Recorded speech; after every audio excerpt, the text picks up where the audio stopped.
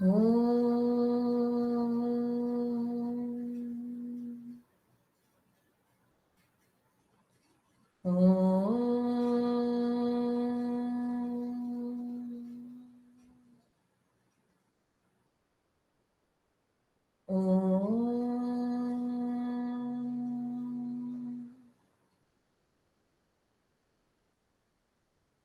राम, सभी को साई राम। और साथ में आप सभी से अ, ये निवेदन कि सब अपना ध्यान रखें, स्वस्थ रहें और हर तरह से अपने आप को एनर्जेटिक बनाने की कोशिश करें, ठीक है?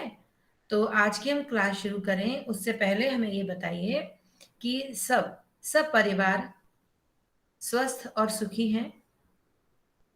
Yes ma'am. Yes ma'am. Good, very good.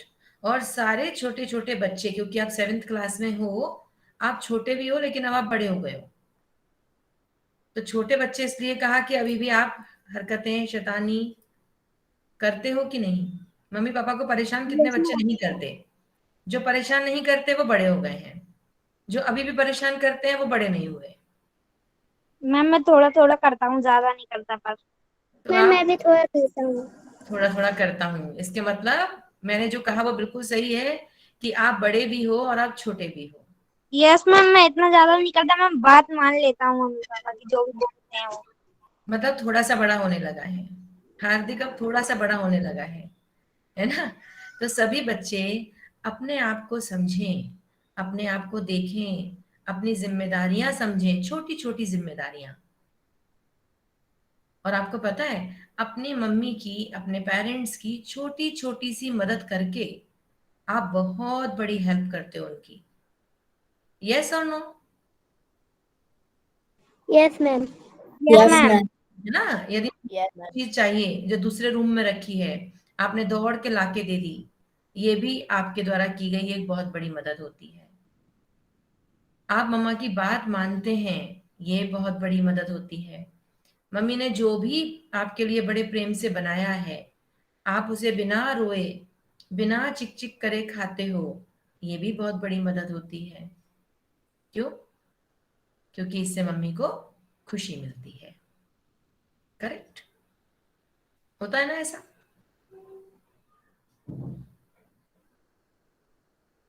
हाँ या नहीं? बोल यस सकते मैम। हैं। हाँ, माइक अनम्यूट करके बोल सकते हैं।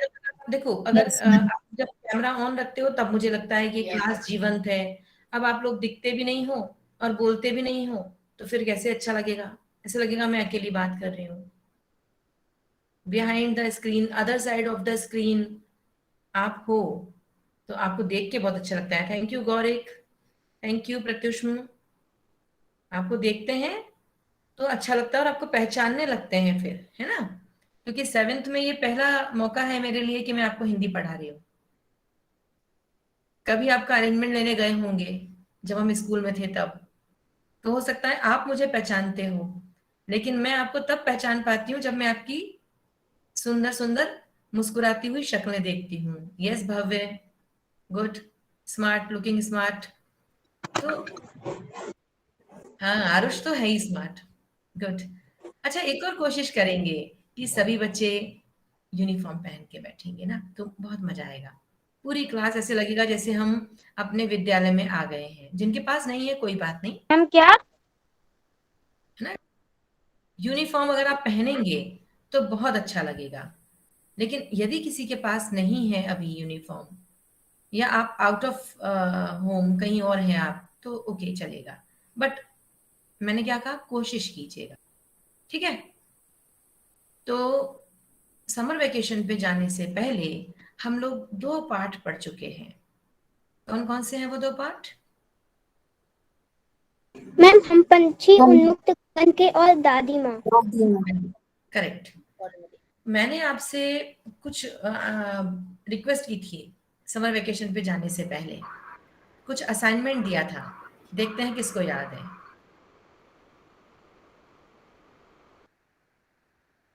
याद है किसी को? मैंने क्या-क्या करने को कहा था? Ma'am ma'am question answer ma'am question answer करने आपने हिंदी के महीनों के नाम लिखने बोले थे।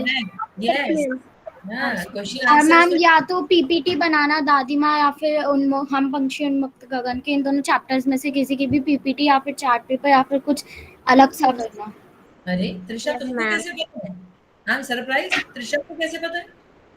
क्योंकि मैम मैं पहली क्लासेस में भी रही हूँ, आपने शायद गौर नहीं किया होगा, मैं पहले भी रही हूँ। तुम कैसे रहे हो? क्योंकि मैंने तो तुमको ज्वाइन नहीं, ऐड ही नहीं किया था मेरे कांटेक्ट में।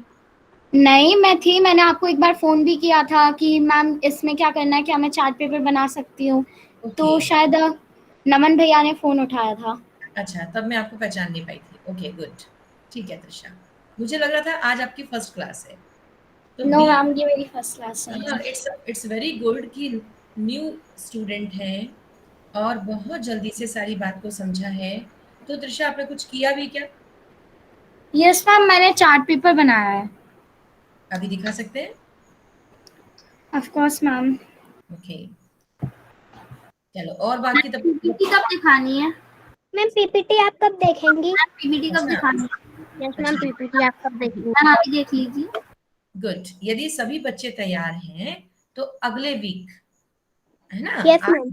अगले वीक जो मेरी क्लास होगी ना, उस दिन हम आप सब बच्चों की प्रस्तुति देखेंगे। कुछ नया नहीं पढ़ाएंगे, आपकी प्रस्तुति देखेंगे। तो जिसने तैयार नहीं किया है वो कर लो। और मैंने आपको लिबर्टी दी थी, आप, अच्छा ध्यान से मेरी बात सुन लो। जब तक त्रिशा चार्ट अपना लेके आ रही है तब तक आप सुन लीजिए। हम पंछी उन्मुक्त गगन के और दादी माँ पाठ के आधार पर आप कुछ भी तैयार कर सकते हैं।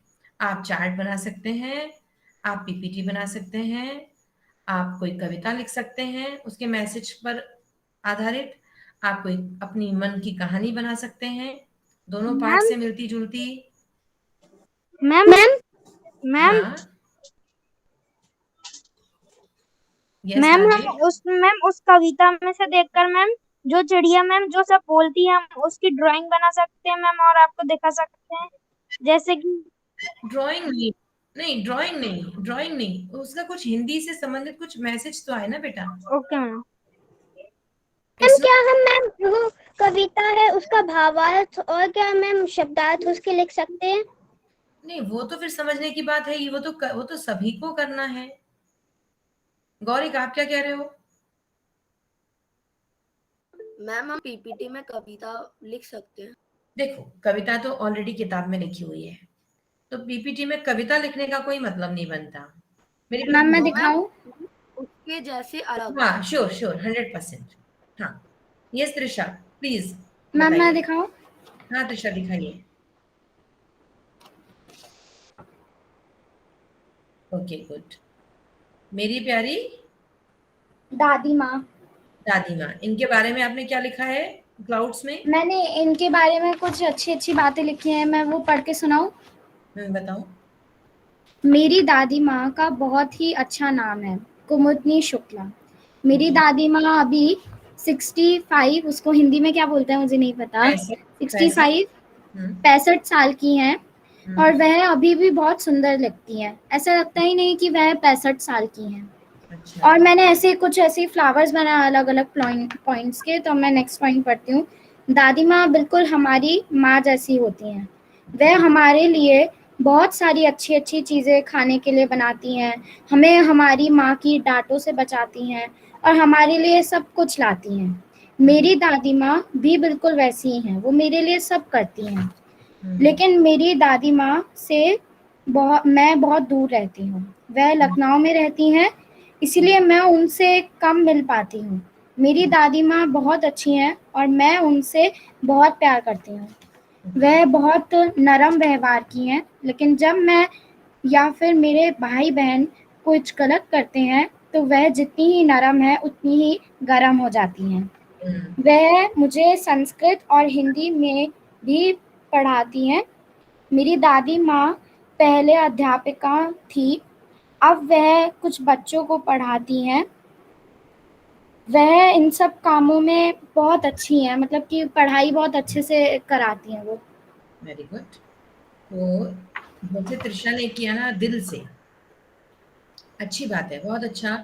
एक तरह से अपनी दादी माँ को याद भी किया, उनके प्रति अपना आभार भी व्यक्त किया और अपनी दादी माँ की वैल्यू को भी समझा। ठीक है? तो इसी तरह से मेरी रिक्वेस्ट है, मेरी बात ध्यान से सब बच्चे ये सुनेंगे कि चैप्टर को समझना है ही, उसके शब्दार्थ को समझना ही है, चैप्टर बेस्ड प्रश्नोत्तर समझने ही है। इसके अलावा आप क्या कर सकते हो? उस पाठ की वैल्यू को ध्यान में रखते हुए उसे आप अपनी लाइफ से कैसे कनेक्ट कर सकते हो, मैंने आपको काम दिया है। और मैंने आपसे कहा था जनवरी, फरवरी, मार्च, अप्रैल, मई, जून, जुलाई, ये माह हम जानते हैं। हिंदी के महीने कौन-कौन से हैं और अंग्रेजी के किस महीने के आसपास वो महीने होते हैं, ये मैंने आपको पता करने को कहा था। करेक्ट? तो आप उसे अपनी जो आपने हिंदी की नोटबुक बनाई हुई है, उसमें आप लिख लीजिए। बुक क्रिएटर का इस्तेमाल करके, बुक क्रिएटर को यूज़ करके आप हम पंछी उन्मुक्त गगन के या दादी माँ पाठ के आधार पर अपनी कोई कहानी बना सकते हो। आप जैसे अभी किसने कहा, गौरिक ने कहा ना, गौरिक कविता लिखने का आपने पूछा, पीपीटी में कविता लिख यस सकते मैम। हाँ, तो आप पीपीटी में या बुक क्रिएटर ऐप को अपनाकर या किसी और, आप आजकल तो हमसे ज़्यादा टेक्नोसेवी आप लोग हो, कोई भी नया टूल देखकर, कोई भी नया ऐप देखकर आप अपने द्वारा किए हुए कार्य को उसके माध्यम से प्रदर्शित कर सकते हैं। ठीक है? मैम हम्म। मैम मैम दादी माँ हम चैप्टर में से भी पंछी ले सकते हैं। उन्मुक्त गगन के मैम उसके बारे में क्या हम मैम पक्षियों के अंडों के बारे में लिख सकते हैं पीपीटी में? हाँ, पक्षियों के अंडों के बारे में लिख सकते हैं, आप पक्षियों के मन में क्या होता होगा वो लिख सकते हैं, पंछियों को बचाने के लिए हम क्या-क्या कर सकते हैं, आप कोई इनोवेटिव आइडिया बता सकते हैं। Okay ma'am. ठीक है? अभी आप मैम लोगों ने हाँ, एंजल बोले। मैम हम लोग दादी माँ के ऊपर कविता लिख सकते हैं पीपीटी में। पता है, कविता तो लिख सकते हैं, मैंने जैसे अभी कहा, जो आपने, आपको कितने बच्चों को पता है कि बर्ड्स माइग्रेट करते हैं? मैम मुझे आपको पता है ना, कभी-कभी क्या होता है आपके कैंपस में जहाँ भी आप रहते हैं वहाँ पे अचानक से बहुत सारी एक सी चिड़िया आ जाती हैं। Yes ma'am. एक साथ आ यस मैम, जाती हमारे यहाँ खाना खाने भी आती है, मेरी मम्मा उनके लिए स्पेशली 4 पराठे बनाती हैं ताकि वो खाए। हैं, जिससे वो खाएँ। तो इस तरह की आप हम पंछी उन्मुक्त गगन के पाठ के आधार पर अपनी आसपास के पर्यावरण से जुड़ी हुई बातें आप बता सकते हैं, शेयर कर सकते हैं। पक्षियों को क्या मन में दिक्कतें होती होंगी, उनको क्या परेशानियाँ होती होंगी और आप उनके लिए क्या कर सकते हो? के लिए आप क्या कर सकते हो? पक्षी, पेड़, पौधे, जानवर, सभी, सभी तो आज़ादी चाहते हैं। तो उनके लिए आप क्या कर सकते हो? ठीक है? ओके? तो ये आज मैंने जो डिस्कशन किया आपके साथ, ये पिछली क्लास से रिलेटेड था। आज मैं आपके साथ एक नया पार्ट शेयर करने जा रही हूँ, डिस्कस करने जा रही हूँ। तो सभी रेडी हैं सुनने के लिए? Yes ma'am. मैम हाँ, मुझे कुछ पूछना था। हाँ, दिशा मैम बोलो। अभी मैंने थोड़ी सी अनुष्का से हेल्प ली थी क्वेश्चंस के लिए, क्योंकि मैं उसे जानती हूँ पहले से। तो हुँ। मैम उसमें मैंने उससे पूछा था कि आप कहाँ तक क्वेश्चंस कराती है, तो उसने कहा था कहानी से आगे तक। क्या सिर्फ आप वहीं तक कराती हैं क्वेश्चंस? हाँ, कोई देखो, क्वेश्चंस क्या है, आपको सिर्फ पाठ के बाद जो दिए हैं ना, पाठ के पूरे पाठ के बाद जो प्रश्न दिए होते हैं, सिर्फ वही नहीं करने हैं आपको। आपको कंप्लीट चैप्टर बेस्ड अंडरस्टैंडिंग हो जानी चाहिए। मैं पाठ के बीच में से कभी भी आपसे एक क्विज जैसा पूछूंगी। I will conduct a quiz. तो all of you must be ready, चाहे वो वर्ड मीनिंग हो, चाहे वो अंडरस्टैंडिंग हो। हम कॉपी में जो लिख रहे हैं ना, वो तो पाठ्य पुस्तक के अंतर्गत दिए हुए लिख रहे हैं, लेकिन हम आगे भाषा की बात में से भी करेंगे। जो भी आपके लिए इम्पोर्टेंट पार्ट है वो हम सब करेंगे। ठीक है? तो मैम अभी मैं सिर्फ कहानी से आगे तक के हाँ, प्रश्न करूँ? हाँ, अभी आप उतने ओके। लिखो जितने हमने किए हैं, फिर हम अपनी क्लास में डिस्कस करेंगे। आज क्योंकि समर वेकेशन के बहुत दिन है ना, समर वेकेशन के बाद आप एकदम से क्लास में आए हैं, इसलिए मैंने सोचा कुछ वजनदार अपन चर्चा ना करें। पहले यस मैम।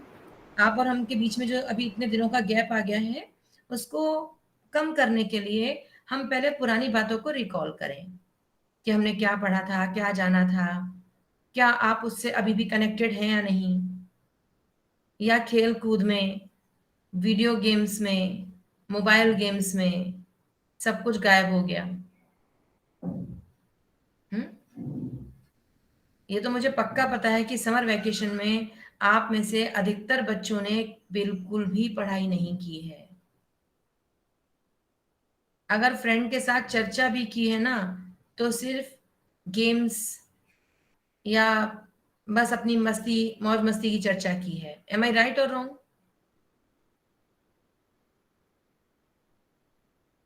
बताओ, डेयर टू से ट्रुथ, यस और नो। अच्छा, मेरी आवाज आ रही है कि नहीं? Yes ma'am. हाँ, तो पहले मेरी इस बात को बताओ, मैं सच कह रही हूँ या गलत?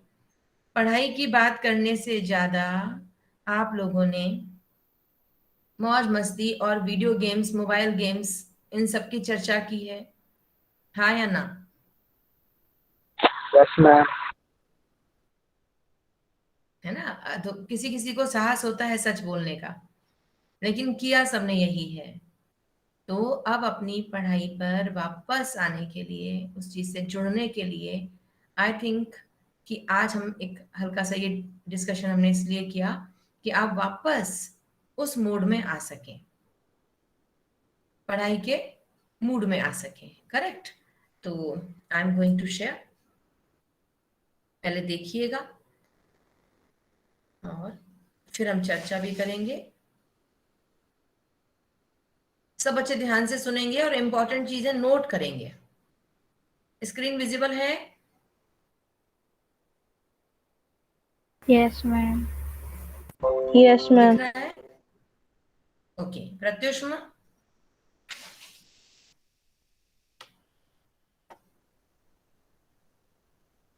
प्रत्युष्मा, आपको आवाज आ रही है?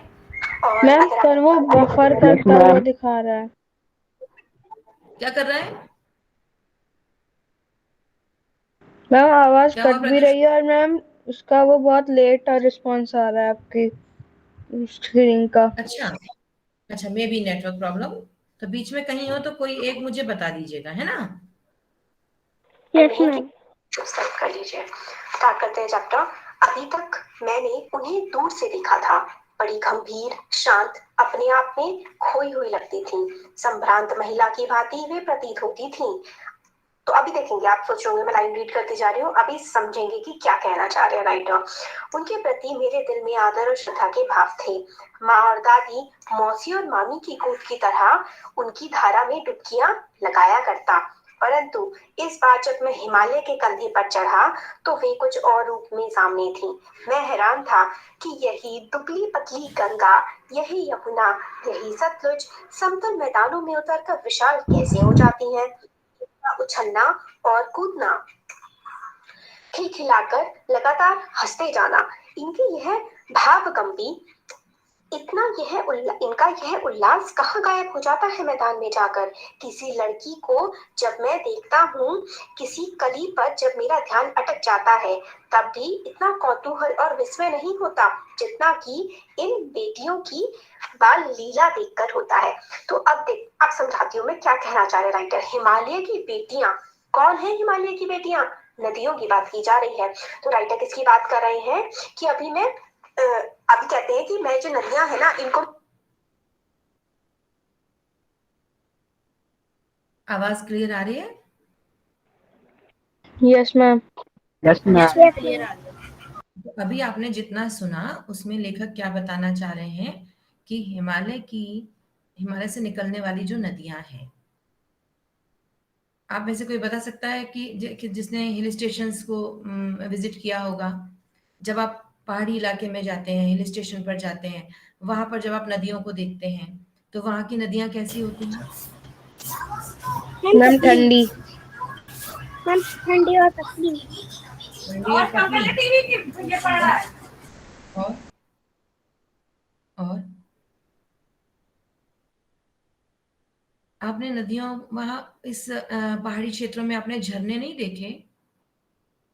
मैम देखे देखे फिर तो क्या देखे मान के चलिएगा कि आगरा, मथुरा या गुना यहाँ पर जैसी नदियां हैं, क्या वैसी ही नदियां हिमालय पे होती हैं? या नो या मैम।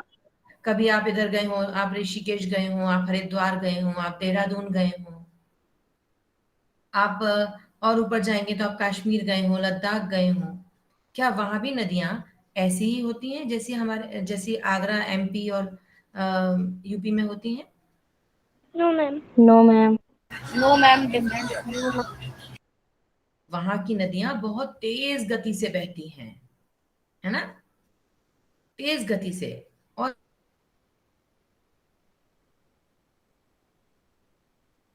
मैम आपकी आवाज नहीं आ रही।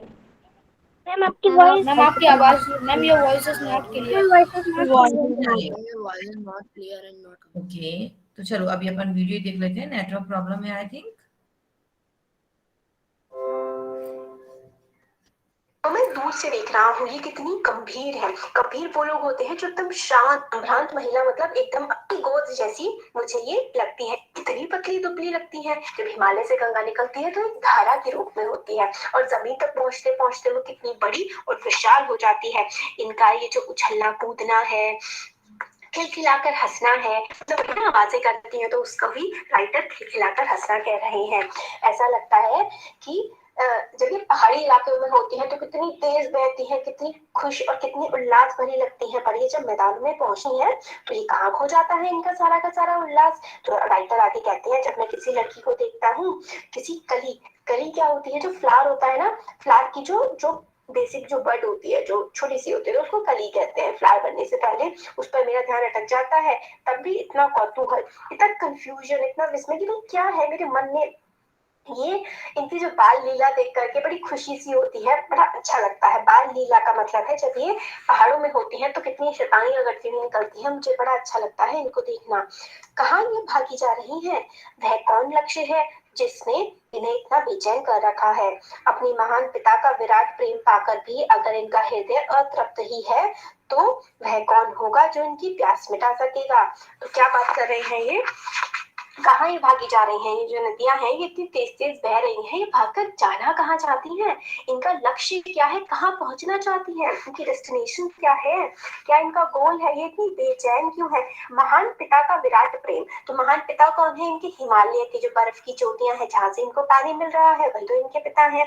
इनके पिता का प्रेम इनके हृदय को अतृप्त है, मतलब इनका जो पिता इनको प्रेम दे रहे हैं क्या वो पूरा नहीं पड़ रहा है इनके लिए? जो ये चली जा रही है, इतनी शैतानी सी कर रही है, अगर इस प्रेम से भी ये तृप्त नहीं हो पा रही है तो इनकी जो प्यास है वो आखिर कहाँ जाकर बुझेगी जो इतनी जल्दी जल्दी में आगे बढ़ती जा रही है?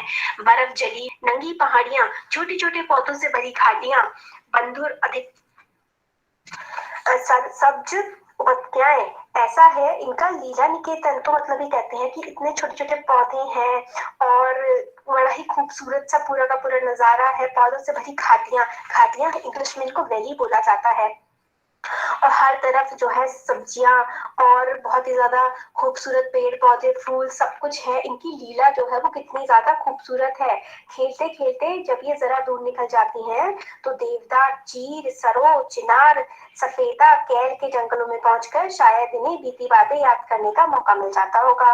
तो ये क्या है? ये सारे पेड़ों के नाम है, देवदार, चीर, ये जो है ना ये पेड़ों के नाम है। तो ये कहते हैं राइटर, जब ये खूब शैतानी करती करती आगे निकल जाती हैं तो जब ये पेड़ों के जंगलों में पहुंचती है तो इनकी रफ्तार शायद थोड़ी धीमी पड़ जाती होगी, तो इन्हें कोई सोचने का वक्त मिलता होगा कि हम लोग कहाँ से आए हैं, कहाँ जा रहे हैं, बीती बातों को याद करने का मौका मिल जाता होगा।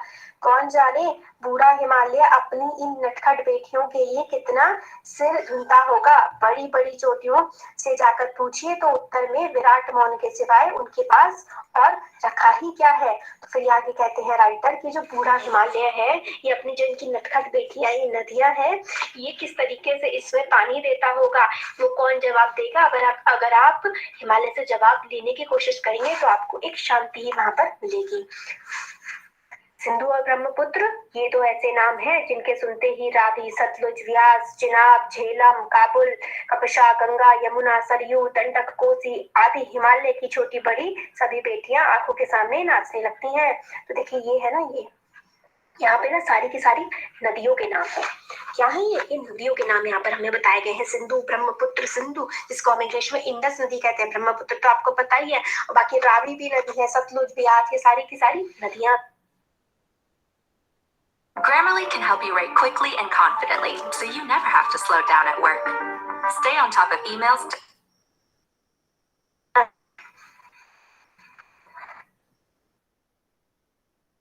अभी आवाज आ रही है सभी बच्चों को?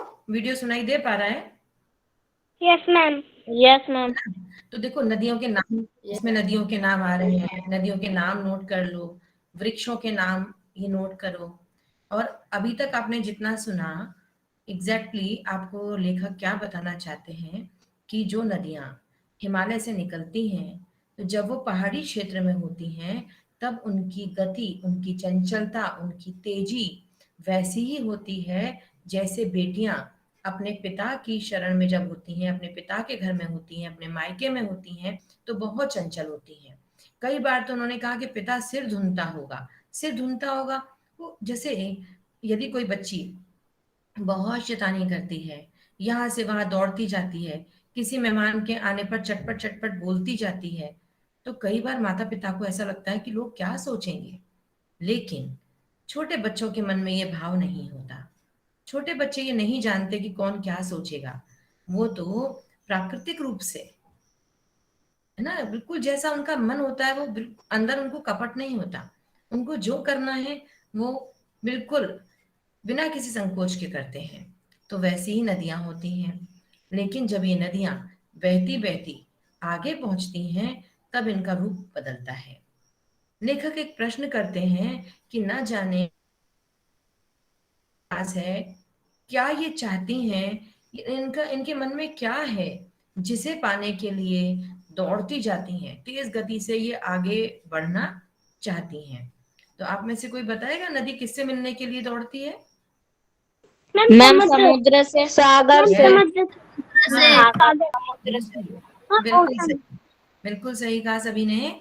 और अगर हम साइंटिफिकली देखें तो आप सबको पता है कि ऊपर से नीचे की ओर जल का प्रवाह होता है। इसका वैज्ञानिक कारण क्या है कि पहाड़ों से जब नदी है ना, कोई नदी बहती है, निकलती है, उसका ओरिजिन वहां से होता है, तब पहाड़ों से नीचे की ओर बहने के चक्कर में उसकी गति बहुत तेज होती है, धार पतली होती है। क्यों? क्योंकि उसे जहां से जगह मिलती है, बीच बीच में पहाड़ आ जाते हैं, बीच बीच में चट्टानें आ जाती हैं, तो उसको जहां से गति मिलती है वहां से वो अपना रास्ता बना लेती है। Am I correct? समझ आ रहा है?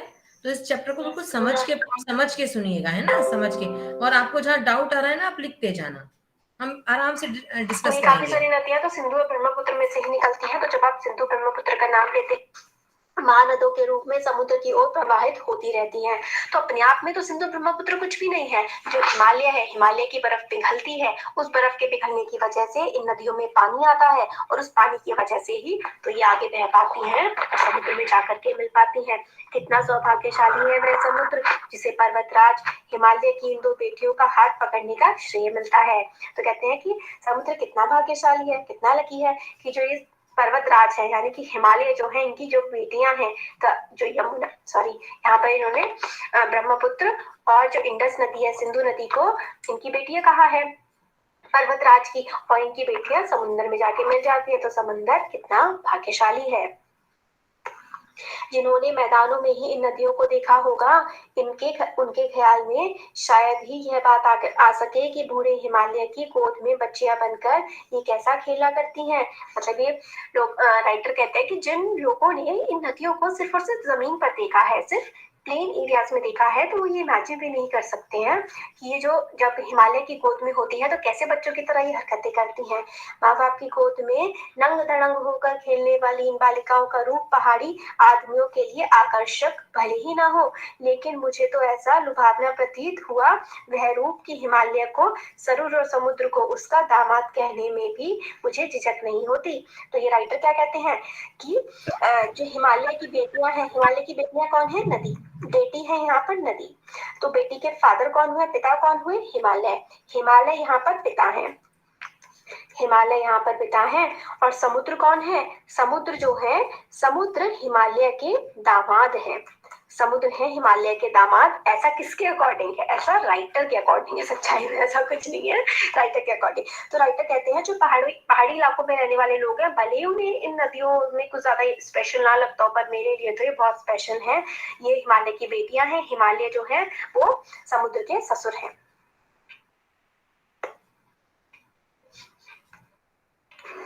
आगे राइटर कहते हैं कालिदास के विरही यक्ष ने अपने मेघदूत से कहा था, वित्रवती बेतवा नदी को प्रेम का प्रतिदान देते जाना। तुम्हारी वह प्रियसी तुम्हें पाकर अवश्य ही प्रसन्न होगी। यह बात इन चंचल नदियों को देखकर मुझे अचानक याद आ गई और सोचा कि शायद उस महाकवि को भी नदियों का सचेतन रूपक पसंद था। तो देखिए इसमें क्या है ना, कालिदास के बारे में बता रहे हैं। कालिदास जो है एक बहुत ही बड़े कवि है। उन्होंने काफी सारी ना महाकाव्य लिखे हैं या फिर नॉवेल्स लिखी हैं। उन्होंने शकुंतला भी लिखी है। शकुंतला तो एक सेकंड, उन्होंने मेघदूत लिखी है। तो मेघदूत के बारे में बताते हैं कि जो मेघदूत की कहानी है ना, उस कहानी में तो लवर्स की स्टोरी है। तो एक लवर जो है वो मेघ से कहते हैं, आसमान से कहते हैं कि जो है मेरा प्यार जो है मेरे लवर को दे आओ, और वो बारिश के रूप में, नदियों के रूप में उस तरीके की बातें कहते हैं। तो राइटर कहते हैं कि जिस सभी बच्चों को आवाज आ रही है हमारी? Yes ma'am. यस यहाँ मैम।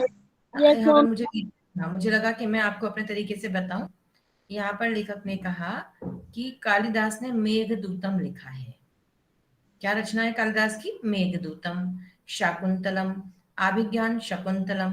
ठीक है। तो मेघदूतम में उन्होंने क्या किया? मेघ माने बादलों को, दूत माने अपना मैसेंजर बनाया। तो अपना संदेश भेजने के लिए ऐसा माना जाता था, जिस तरह से प्राचीन समय में। अच्छा, और कौन मैसेज देने का काम करता था पहले? मैम कबूतर। हाँ, जैसे, यस, वेरी गुड। कबूतर। जैसे मैम पहले पालतू कबूतर पक्षियों के मैसेज यहाँ, माध्यम से। जी क्या? रिपीट। मैम पालतू पक्षियों के माध्यम से। पालतू पक्षी, स्पेशली कबूतर, पहले मैसेज यहाँ से वहां ले जाते थे। ऐसे ही बादलों को भी माना जाता है। कैसे? यदि नायक या नायिका यानी प्रेमी या प्रेमिका यदि दुखी है, दोनों में से कोई एक, तो वो ये कहते थे कि जैसे मान लीजिए प्रेमी ने कहा कि आज मैं बहुत दुखी हूँ, तो मेरी जो प्रेमिका है उसके आंगन में जाकर आज तुम जोर से बरस जाना, जिससे उसे ये पता चले कि यहाँ मैं उसकी याद में अश्रु बहा रहा हूं या बहा रही हूं। तो इस तरह से मेघदूतम। तो यहाँ ये बताया, एक बात यहाँ खास तौर से नोट करने के लिए है, वो है सचेतन। एक शब्द आया है सचेतन। सचेतन का मतलब जानते हैं? No ma'am. No ma'am. सचेतन का मतलब है जीवित। आपको पता है ना, पेड़ पौधे, नदियां, ये आपसे बात नहीं कर सकते।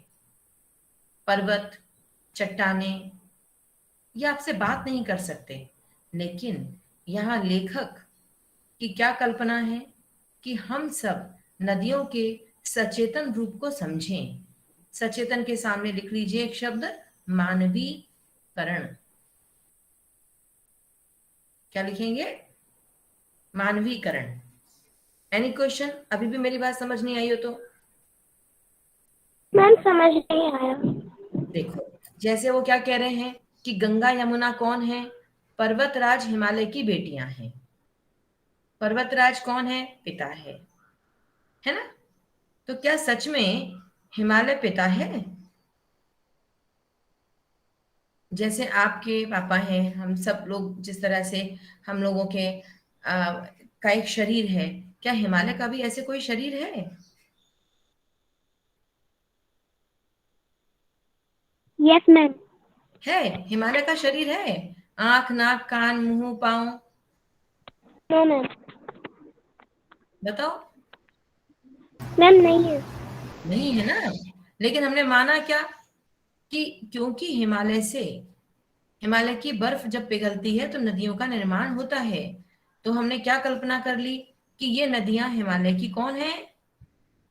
बेटियां। बेटियां। तो हमने नदियों का मानवीकरण कर दिया, हमने नदियों को बेटी मान लिया, हमने हिमालय का मानवीकरण कर दिया, हमने हिमालय को पिता मान लिया। ये बेटियां किससे मिलने जाती हैं? अंततः नदियां कहाँ जाकर मिलती हैं? समुद्र में, समुद्र से। है ना। और एक पिता अपनी बेटियों की जब वो बड़ी हो जाती हैं तो क्या करता है? उनका विवाह कर देता है किसी उत्तम पुरुष से, किसी अच्छे व्यक्ति, किसी अच्छे लड़के को ढूंढकर। तो यहाँ क्या माना कि समुद्र ने अपनी बेटियों को किसे सौंप दिया? सॉरी, हिमालय ने अपनी बेटियों को किसे सौंप दिया? समुद्र को। समुद्र को। समुद्र को। समुद्र कौन हो गया? समुद्र को। हाँ, तो समुद्र कौन हो गया? बेटियों का दामाद। नहीं, बेटियों के लिए भी पति हुआ ना। मैम उनका पति। पति। हाँ, बेटियों का पति हो गया समुद्र। और और मैम हिमालय का दामाद। हाँ, हिमालय का वो दामाद हो गया। और हिमालय कौन हुए? समुद्र के ससुर हो गए। ससुर हो गए। तो ये पूरा हमने जो मन से सोच लिया, एग्जैक्टली ऐसा कुछ भी नहीं है, लेकिन हमने या लेखक ने ये जो सोचा, ये सब क्या किया? लेखक ने प्रकृति को सजीव मान लिया, जीवित मान लिया, सचेतन मान लिया। ठीक है। तो एक शब्द है चेतन, और उसका अपोजिट क्या होता है? जड़। इसका विलोम शब्द क्या है? याद रखेंगे, ये मैं कभी भी पूछूंगी आपसे। जड़, चेतन। तो जड़ का मतलब निर्जीव और चेतन का मतलब सजीव, लिविंग और नॉन लिविंग। तो लिविंग मतलब क्या हुआ? चेतन। सचेतन। अब क्लियर हुआ सभी को? अब मेरी बात समझ आई सभी को? क्लियर बेटा? हम चेतन, चेतन और सचेतन एक ही बात है, चेतन और सचेतन एक ही बात है। ठीक है। जिसमें चेतना है वो सचेतन है, जिसमें जान है, जिसमें है ना, जिसमें लाइफ है, वो सचेतन है। क्लियर? Yes ma'am. जैसे कालिदास ने इन नदियों के रूप में प्यार को देख लिया था, शायद वही चीज मुझे भी आज इन्हें देख करके याद आ रही है। को प्रेम का प्रतिपादक है, बादल की बूंदें और नदियों का फेर चल रहा है। वो जब बूंदें पड़ेंगी नदी में तो बड़ी नदी खुश हो जाएगी। ये बात सुन करके सोच एकदम से याद आ गई जो राइटर है उनको। दरअसल जो भी कोई नदियों को पहाड़ी, घाटी और समतल आंगनों के मैदान में देखिए की बातें कहते हैं। काका कालेकर ने नदियों को लोक माता का, बेटा ये जो पैराग्राफ है ना, आप जो, ये बहुत इंपॉर्टेंट है। काका कालेलकर ने नदियों को लोक माता कहा है। लोक माता माने संसार की माँ। किंतु माँ बनने से पहले यदि हम इन नदियों को बेटियों के रूप में देख लें तो क्या हर्ज है? अच्छा, माता क्यों कहा है? जैसे माँ अपने बच्चों का पालन पोषण करती है, बच्चों का ही नहीं करती बल्कि घर में जितने भी लोग हैं, चाहे दादी, दादाजी, नानी, मौसी, चाची, जो भी लोग हैं घर में, सब लोग जब मिल जाते हैं तो जो घर की सबसे बड़ी होती है, जो माँ होती है, जो दादी है, जो माँ है, जो नानी है, इन सब का क्या काम होता है? ये सबका ध्यान रखती हैं और सबके लिए अच्छा स्वादिष्ट भोजन बनाती हैं। तो वैसे ही ये नदियां हमें जीवन देती हैं, क्योंकि अगर पानी ना हो तो हम पिएंगे क्या, और पानी नहीं होगा तो भोजन भी कैसे बनेगा। इसलिए नदियां क्या हैं? नदियां संसार की माँ हैं। और थोड़ा आगे चलिए तो इन्हीं नदियों को अगर हम बेटी माने, प्रेयसी माने तो कैसा रहेगा? यानी बहुत अच्छा रहेगा। अगर हम इन्हें बेटी मानेंगे तो हम इनकी केयर करेंगे, अगर हम इन्हें अपनी प्रेमिका मानेंगे तो हम इनका ध्यान रखेंगे। ममता का एक और भी धागा है जिसे हम इनके साथ जोड़ सकते हैं, और वो है कि हम इन नदियों को बहन का स्थान दें। कितने ही कवियों ने नदी को बहन के रूप में देखा है। लेखक कहते हैं, एक दिन मेरी भी इच्छा हुई। तिब्बत की बात है, तब लेखक तिब्बत में थे, मन उचट गया था, तबीयत भी ढीली थी, माने मन अच्छा नहीं था, थोड़ा फीलिंग लो। राइटर को कुछ अच्छा महसूस नहीं हो रहा था, मन उदास था। सतलज के किनारे जाकर बैठ गया। दोपहर का समय था, पैर लटका दिए पानी में। थोड़ी देर में उस प्रगतिशील जल ने, यानी बहते हुए जल ने असर डाला और मेरा तन और मन ताजा हो गया। तो लेखक गुनगुनाने लगे, यानी क्या कहा लेखक ने, देखिएगा। कहा है, काका काले का एक पर्सन है, उन्होंने नदियों मन थोड़ा सा खराब हो रहा था और जितने भी मैं तुम्हारे गुणगान मारी हुआ मुझे लेखक ने मन कहा, हटा खुमा। लेखक के मन में एकदम से एक कविता उत्पन्न हो गई। लेखक ने कहा, जय हो सतलज बहन तुम्हारी, लीला अचरज बहन तुम्हारी, हुआ मुदित मन, मुदित माने बहुत खुश हो गया, हुआ मुदित मन हटा खुमारी, यानी जो मेरे मन में उदासी आ रही थी, जो उबाऊपन आ रहा था, वो दूर हो गया। लेखक कहते हैं, जाऊं मैं तुम पर बलिहारी, मैं तुम पर न्यौछावर जाता हूँ, न्यौछावर होता हूँ, यानी मैं तुम पर प्राउड महसूस करता हूँ। मुझे बहुत अच्छा लगता है कि तुम मेरी बहन हो, तुम बेटी हो, और ये हिमालय तुम्हारा पिता है। चिंतित है लेकिन चुपचाप खड़ा है। चिंतित है कि मेरी बेटी सुरक्षित रहे, उसे कोई प्रदूषित ना करे, और ये जल की धारा निरंतर बहती रहे। तो हिमालय चिंतित है लेकिन चुपचाप खड़ा है। प्रकृति नटी के चित्रित पट पर अनुपम अद्भुत छाप हिमालय। और ये जो हिमालय है, ये प्रकृति नटी माने कहते हैं, जैसे आपने देखा होगा ना, करतब दिखाने वाले जो लोग होते हैं, नट, नट माने करतब दिखाने वाले लोग। तो जिस तरह से ये जो प्रकृति है, ये एक प्रकार की नटी है, जिसके पट पर, जिसके पटल पर, जिसके पर्दे पर हिमालय की अद्भुत अनुपम छाप है। आप सब जानते हैं कि हम सब हिमालय को देखकर, हिमालय के बारे में सोचकर गर्व का अनुभव करते हैं। क्यों करते हैं बताइए? हिमालय हमें क्यों प्रिय होता है? हिमालय का हमारे जीवन में क्या योगदान है? मैम उससे बहुत सारी मैम जल नदियाँ के स्रोत का, जल की स्रोत जो है वो नदियाँ उससे निकलती हैं, ओके, इसलिए वो महत्व है उसका। Very good. और जल नहीं तो जीवन नहीं, है ना? इसके अलावा और क्या फायदे हैं हिमालय के? और मैम ये हमारे देश की रक्षा भी करता है। वेरी गुड, ये हमारा प्रहरी है, हमारे देश का रक्षक है, और बहुत सारे फायदे हैं, आप आज पता कीजिए। ठीक है, तो अब सब बच्चे अपने अपने तरीके से इस पाठ को मैम पढ़ेंगे। इसमें कई ऐसी दवाइयां भी मिलती है जो पूरी दुनिया में कहीं नहीं मिलती। जड़ी बूटियां, यस, जड़ी बूटी और औषधियों का अद्भुत भंडार है ये। तो ऐसी बहुत सारी बातें हैं, ये आपको करना है, समझना है। तो अभी मेरा आपसे कहना ये है, रिक्वेस्ट ये है कि अभी तो हमने वीडियो में सुना, अब सारे बच्चे अपने हिसाब से इस पाठ को पढ़ेंगे, और जो बात आपको समझ नहीं आई वो आप अंडरलाइन करेंगे, अगली क्लास में मेरे साथ डिस्कस करेंगे। ठीक है, डन? Okay ma'am. ओके, शांति पाठ करें। Yes ma'am. Yes ma'am. join your hand, close your eyes,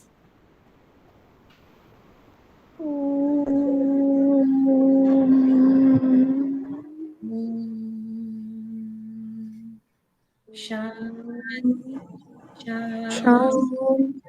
शांति शांति। Sai Ram, God bless you all. Ma'am thank you. Sairam ma'am, thank you ma'am. Thank you and Sara ma'am. Ma'am thank you ma'am, bye ma'am.